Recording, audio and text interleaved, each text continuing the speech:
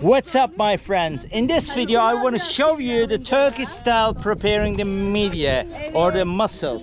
We don't have the mussel yet, but we are going to catch them, prepare them and show you how it is. Don't forget to like this video. Yeah, I like it.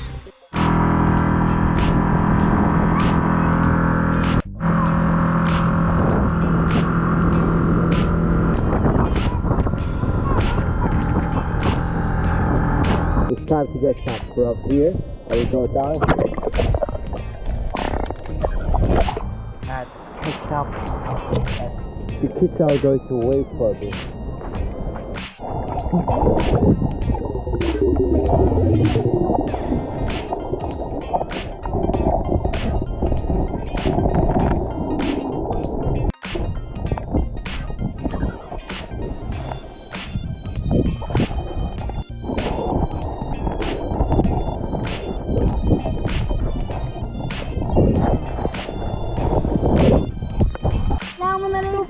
Aleykümselam bum bum bum bum bum bum bum bum bum bum bum bum bum bum bum bum. Selamünaleyküm. Ver bir. Mescit tuttuk. Ver bir. Babam da gidiyor. İşte. Annemiz çıkıyoruz altımızdan sonra okumuzu temizliyoruz. Okumuzu temizliyor. So I survived at the Black Sea, almost no one is here, and I survived the shark attacks. Now I'm going to show you the mussels. Kuzey, would you like to hold it? Kuzey, bir zahmet tut. Alright. Look, this is all I caught. Isn't it amazing? Now it's time to prepare them.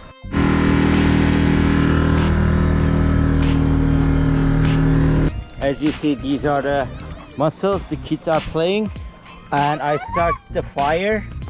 Fire is burning and we are going to place them on top of the fire. Gördüğünüz gibi ateşi yaktım arkadaşlar.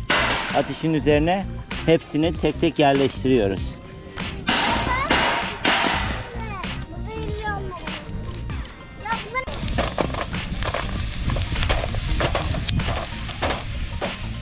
Now, as you see, the open ones are ready to be eaten. This one, sen bence bunu al arkadaşım. Bak o olmuş o köşedeki.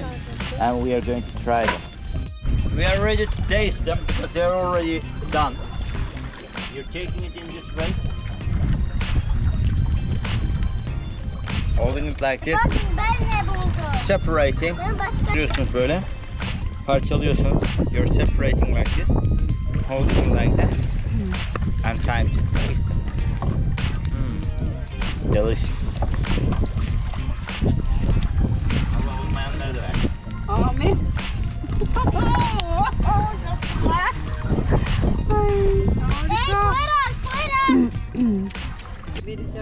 That was my day. That was the preparation of mussel in Turkish way. So arkadaşlar işte bu şekilde midye hazırlıyoruz Türk usulü. So thank you for watching. Teşekkür ederim izlediğiniz için. Don't forget to like this video.